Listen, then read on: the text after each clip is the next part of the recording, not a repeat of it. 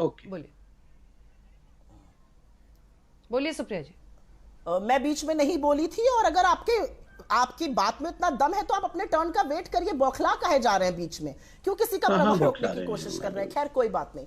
अंजना जी, ऐसा है, एग्रीकल्चर और एलाइड बजट जो है ना इस देश का, वो इस वित्तीय वर्ष में घटा दिया गया है। इनको पता नहीं होगा। जो प्राइम मिनिस्टर किसान सम्मान योजना, उसका आउटले घटा दिया गया है, इनको पता नहीं होगा। इनको यह नहीं पता होगा कि फसल बीमा योजना अब अधिकतर जगहों पे बंद कर दी गई है, क्योंकि 26,000 करोड़ का मुनाफा प्राइवेट इंश्योरेंस कंपनीज को हुआ था। यह पता नहीं होगा। मैं आपको एक छोटी सी बात बताती हूं, किसानों के ऊपर से आपने क्योंकि आजादी की बात पूछी थी, बोलने की आजादी की। आज इस देश में एक पत्रकार है जो दिखाता है कि मिर्जापुर में नमक और रोटी बच्चों को खिलाया जा रहा है, उसके ऊपर देशद्रोह का मुकदमा हुआ। कोरोना काल में देवरिया के एक अस्पताल में एक लड़की से पोछा लगवाया जा रहा है, उसकी मां वहां एडमिट है, उसके ऊपर देशद्रोह का मुकदमा हुआ दिखाने के लिए।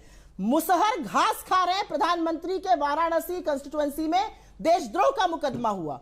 यहां पर पूछने की, सवालों की बात पर देशद्रोह का मुकदमा कैसे हो जाता है, मुझे बताइए।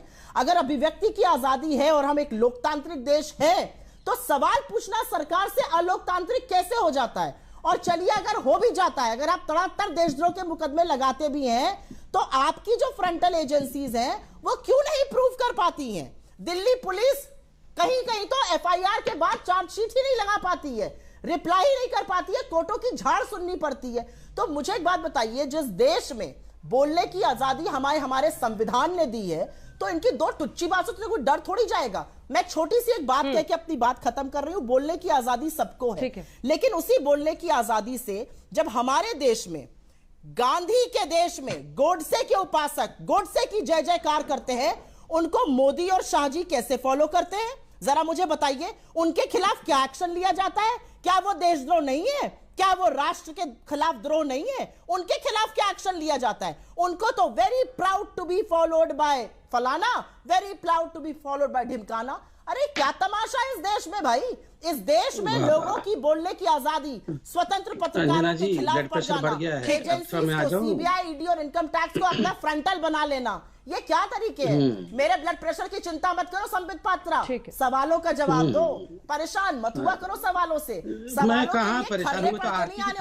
आलोचना करने पर आप अपनी एजेंसियां, ठीक है, फिगर्स कोट करना, आलोचना करने पर आप अपनी एजेंसियां उनके पीछे छोड़ देते हैं। जो राजनीतिक प्रतिद्वंदी रहता है उसका आप मुकाबला करते हैं अपनी एजेंसियों के जरिए। ठीक है, प्लीज जवाब लेते हैं। और सरकार की तरफ से ऐसे लोग जो गोडसे के भक्त हैं, उनके आपके जो सर्वोच्च लोग हैं, उनको फॉलो करते हैं। अरे अंजना जी, आप तो, मैं बोल रहा हूँ बाकी सबको छोड़ दीजिए। ये हम दो भाई बहन तो हर दिन आपके डिबेट में आते हैं ना। अरे आप हमारी लास्ट 5 डिबेट निकाल दीजिए। टुच्ची, कमीना, पता नहीं क्या क्या शब्दों का प्रयोग इन्होंने हमारे प्रधानमंत्री और हमारे सरकार के लिए किया हुआ है। क्या कर दिया हमने अपनी बहन के खिलाफ? कुछ किया क्या? कुछ नहीं किया। और तो और इन्होंने तो भेजा था मणिशंकर अय्यर को पाकिस्तान।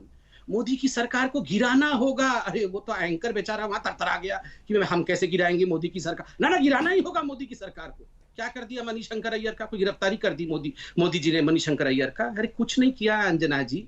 ये क्या बोल रहे हैं कि हमने किसी को फॉलो कर दिया ट्विटर इत्यादि पे? मैं तो बार बार बोल रहा हूँ, रविशंकर जी भी 2 दिन पहले आपके चैनल पे आके बोल के गए थे, ये लोग ट्विटर को और ये जो प्लेटफॉर्म है उसको बचाने की कोशिश न करें। अगर हमारे देश में आप सामान बेचने आए हो, हमारे देश में आप व्यवसाय करने आए हो, तो हमारे देश के कानून को पालन करना पड़ेगा। ये कांग्रेस पार्टी को अच्छा लगे, कांग्रेस पार्टी को बुरा लगे, इससे हमें कोई मतलब नहीं है। हमारे देश के कानून को पालन करना पड़ेगा, नंबर 1।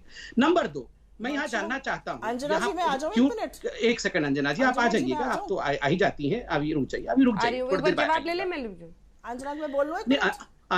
अंजना जी क्या कारण है जो 2008 पूरा कर ले सुप्रिया जी, वो पूरा कर ले। अंजना जी, आप बोल रहे हैं देशद्रोह। देशद्रोह क्या होता है मैं बताता हूँ। देशद्रोह होता है जब चाइना के साथ डोकलाम स्टैंड ऑफ चल रहा हो और पूरा गांधी कुनबा चाइनीज टेंट के नीचे पकड़ा जाए रंगे हाथ। पहले तो मना कर रहे थे कि हम तो है ही नहीं, फिर फोटो जारी हो गई तो बोल रहे अच्छा ठीक है हम ही हैं। क्या कर रहे थे? 2008 में माँ बेटे जाके चाइना में हस्ताक्षर करके आते हैं कि पता नहीं कितने पैसे का आदान प्रदान होता है। आज तक चाइना को बचाने में लगे हुए हैं। क्या कारण है मैं ये पूछता हूं। वो होता है देशद्रोह। मगर क्या हमने माँ बेटे को या इनके किसी भी सदस्य को देशद्रोह में जेल में डाल दिया? बिल्कुल नहीं। आप षड्यंत्र करिए, आप पाकिस्तान के साथ, चाइना के साथ षड्यंत्र करिए, हम बचाने वाले हैं देश को ना। आप देश बेचिए, आप देश